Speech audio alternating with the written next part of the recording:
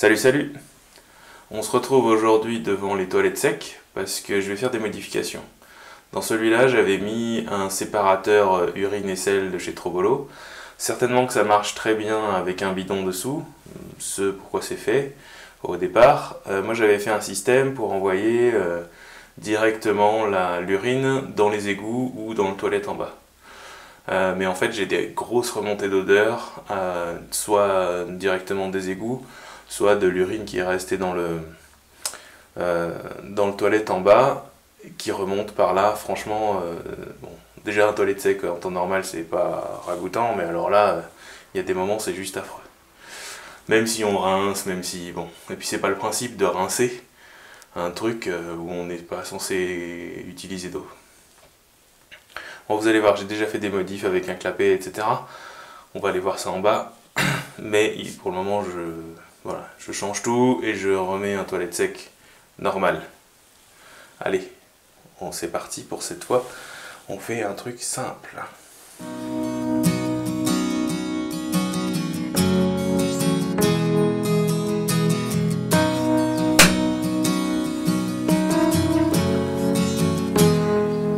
Bon, alors voilà. Ici, c'est les modifs que j'avais fait. Au départ, dans la vidéo, il y avait juste un tuyau qui venait comme ça, là, et qui se raccordait là. Du coup, j'ai mis un clapet anti-retour, en espérant que ça me bloque le retour des odeurs. Mais je pense qu'en fait, il y a de l'urine qui se stocke ici, là. Et en fait, il y a ça aussi qui participe aux odeurs. Alors bon, j'ai beau rincer et tout, c'est quand même pas top. Et là, en ce moment, j'ai chanté le côté égout pour venir directement me jeter dans les toilettes. Du coup, bon, je tire la chasse 1 à 2 fois par jour pour évacuer ça, mais en fait, c'est pas suffisant. Je pense vraiment que l'urine, elle doit être soit recouverte de sueur qui vient l'absorber et qui masque l'odeur, soit c'est rincé avec de l'eau et on peut pas faire trop autrement, quoi. Ou alors faut aller pisser dehors. Bref. Donc ça, on va tout changer, on va l'enlever et du coup, on va refaire un toilette en haut. Ça va nous faire une petite révision du maniement de la défonceuse. Alors, le réglage de la défonceuse. Donc, vous voyez ici, il y a une graduation.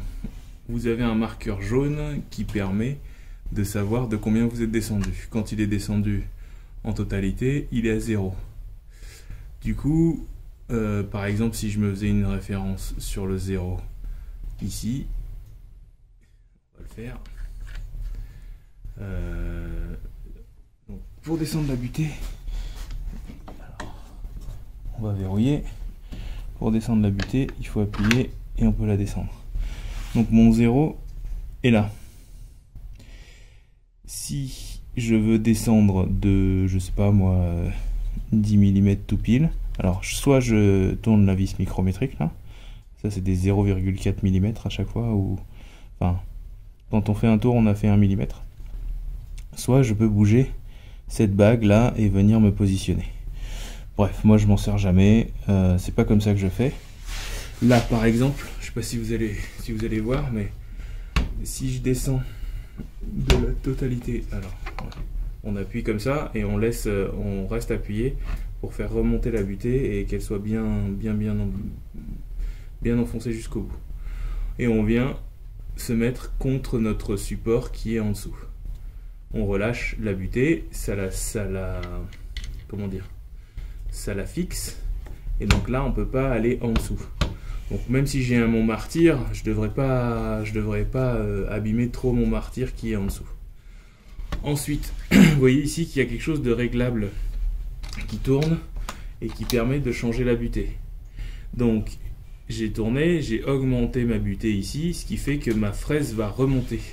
Donc quand je vais descendre, je ne vais pas usiner la totalité de mon morceau de bois, et ainsi de suite. Si je retourne ça, hop, là j'usine carrément que le haut, que le début, les quelques premiers millimètres. Ça c'est pour y aller en plusieurs passes, c'est vachement pratique. Mais par contre, pour régler votre profondeur finale, donc la profondeur que vous ne devez pas dépasser, c'est toujours sur celle du bas. Voilà. Et une fois qu'on a fait ça, bah, du coup, on se met sur celle du haut. On va venir faire un petit réglage. Donc ici, on remet le guide. Alors j'ai pas utilisé. Ça c'est le guide de ma défonceuse pour Ave là-bas que j'ai mis en défonceuse sous table. Parce que elle est pas livrée avec un guide circulaire. Je vais pas regarder sur les accessoires de la fleureuse s'il y avait quelque chose. Mais bon. Et donc là le but du jeu, je sais pas si vous allez voir correctement.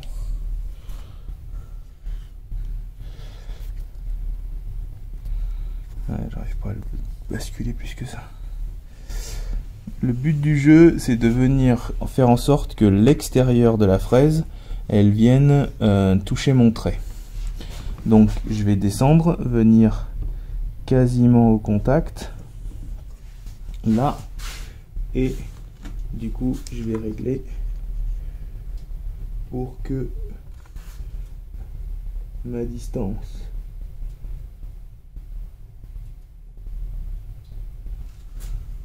soit la bonne. Je fige en essayant de faire peut-être un poil plus court, hein. On n'est pas obligé d'aller tout de suite faire le réglage parfait. Alors oui, si on veut voir un peu mieux, on peut faire comme ça. Lever. Alors là par exemple, il faut que je baisse encore un peu pour être vraiment au contact. Là. Et là, ben, je pense que je suis un peu loin. Donc, on va resserrer un poil. Est-ce qu'elle est la toilette? Là. Et là, j'ai le bord de ma fraise qui vient toucher mon trait. On devrait être pas mal. Donc, on verrouille. On vérifie qu'en tournant, on touche le trait. Et voilà. On devrait être plutôt bien. On remet notre support d'aspiration. Alors oui, vous voyez que, je sais pas si d'ailleurs vous voyez très bien, mais le trait là, c'est pas un trait de crayon. Ça, c'est un comment ça s'appelle? Un compas, mais qui fait de la gravure, comme on utiliserait un tranchet. Et de marque Parkside.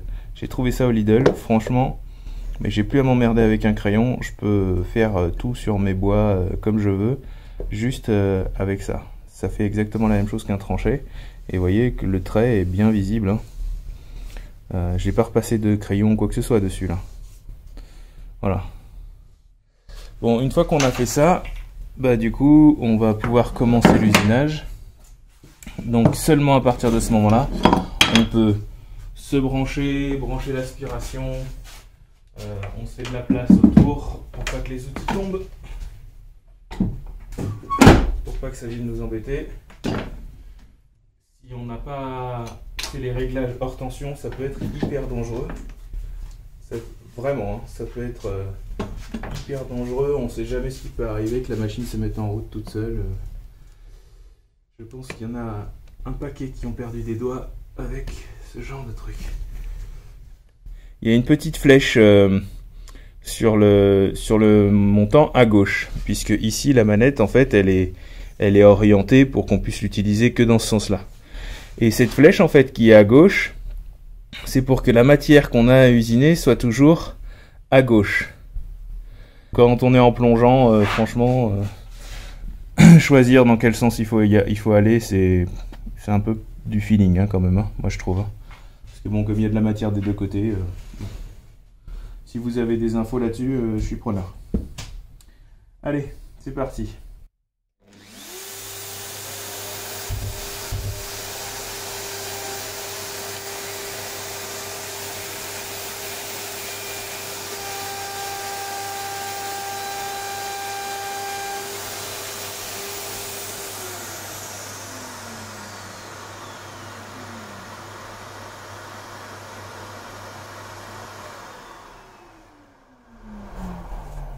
Et ben c'est parfait, on est bien sur le trait.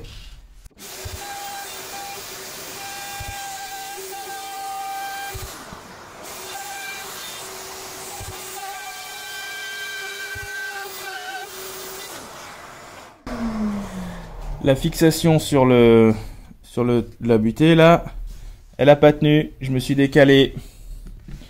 C'est la même merde. Le rail il a glissé, c'est con. C'est con, j'étais bien parti, putain.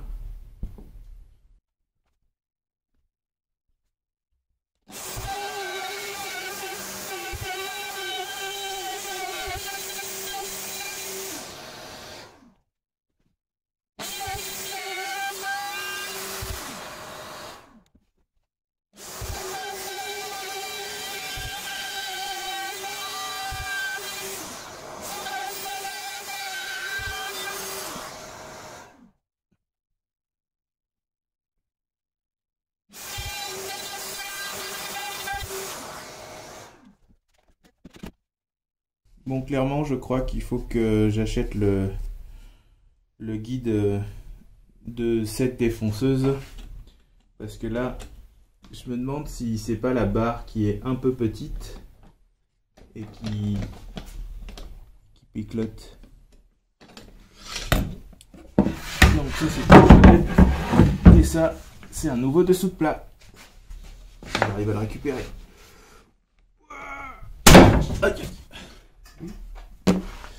Ah, et donc là, vous voyez que celle-là, elle est directement raccordée à une prise multiple. D'ailleurs, elle ne fonctionne que si je fais ça. Et donc, pour allumer l'aspiration, il faut que je passe par ce petit boîtier-là. Donc là, je suis en position automatique sur l'aspirateur qui fonctionne avec cette prise. Sinon, j'appuie sur On. En fait, ça allume la lampe. Et quand la lampe est allumée, elle consomme suffisamment pour déclencher l'aspirateur. L'aspirateur, lui, il est resté en mode auto hein, sur lui. Mais voilà.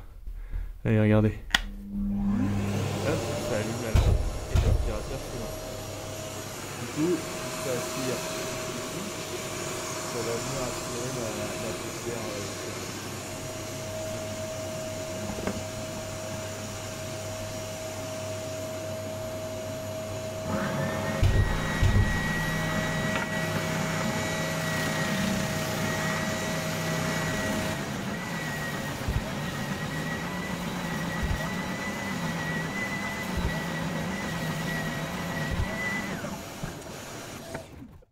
Facile.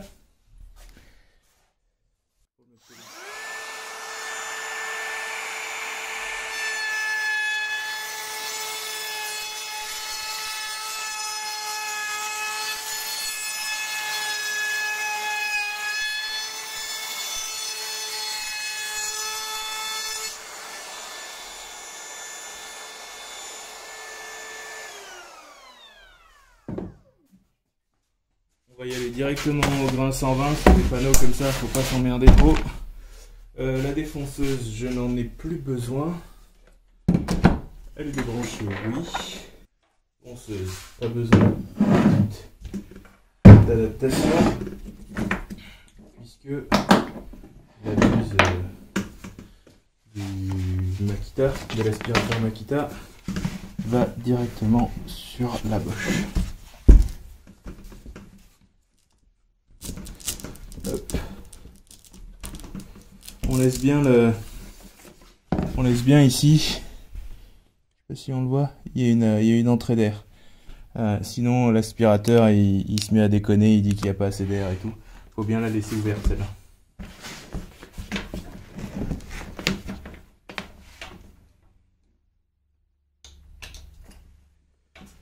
Et ben voilà, c'est parti.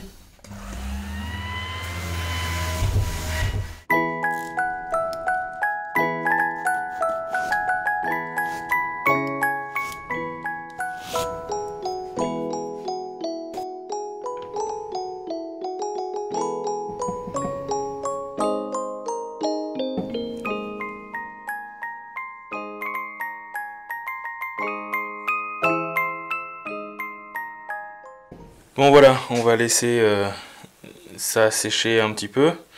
Je vais peut-être le suspendre à quelque chose ou un truc comme ça, je vais voir, pour que le dessous il sèche bien aussi.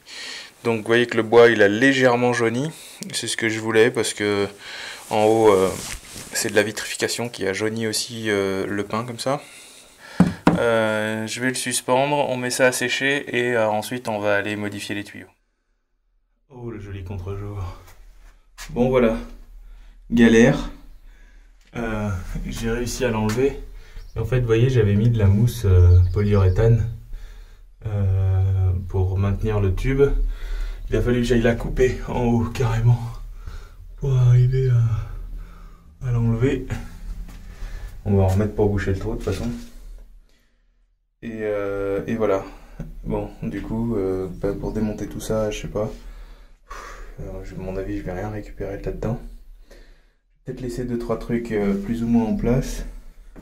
Et vous voyez, le tuyau, il était pas vide.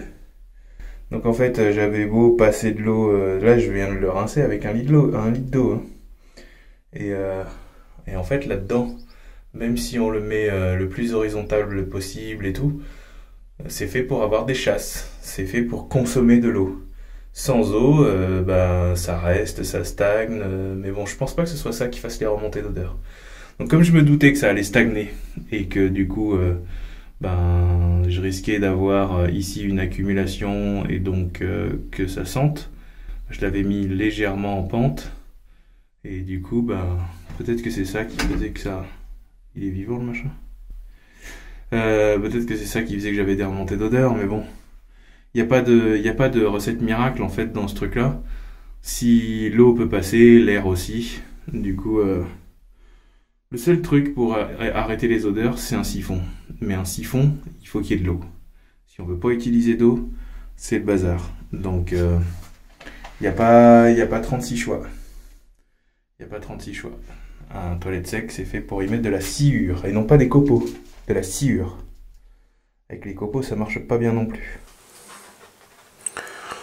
Bon voilà, on croirait presque qu'il s'est rien passé. Ça c'est la nouvelle version. Donc, ne vous inquiétez pas, c'est propre. Ici, on a un seau avec la bavette. Alors, le trou, la première fois, j'avais fait avec la bavette sous les yeux et du coup elle était rentrée un peu en force. Cette fois-ci, j'ai lu la notice et donc j'avais fait un trou de 28 cm. Sauf que, en fait, la bavette, elle fait 27,5. Et soi-disant, le rebord, il fait 5 mm, mais ça va pas. Donc en fait, j'ai mis un joint de fenêtre, là, à coller. Un truc comme ça, là. Ça, on s'en fout de la marque, c'est juste les joints d'isolation, là. Et du coup, ça s'écrase pas mal. C'est bien. Ça permet de faire le joint entre les deux et ça permet de la retirer sans que ce soit collé. Voilà. Donc ça, hop. Il faut que je mette un petit truc là parce que ça fait des marques sur le mur. Je me suis rendu compte que depuis qu'on passe on tamise la sciure, et c'est vachement mieux. Du coup ici c'est un espèce de mélange de sciure et de tout petits copeaux. Et du coup, dans mon sac d'aspiration, je vais avoir un mélange copeaux assez grossier d'ailleurs, et sciure très très fine.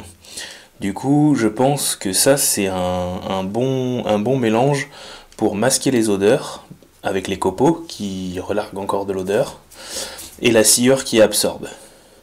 Voilà, donc si vous avez du bois de chauffage et que vous récupérez le résultat de la sciure, tamisez-le pour que ce soit pas trop gros. Et comme ça, au moins pour vos toilettes, vous aurez quelque chose de bien qui permet de bien aspirer, enfin bien assécher l'urine tout en gardant les odeurs. Voilà. Bon c'est tout pour cette fois. C'était pas grand chose, mais voilà, le système que j'avais fait ne fonctionne pas. Il faut savoir le reconnaître et changer son fusil d'épaule. Allez, à la prochaine!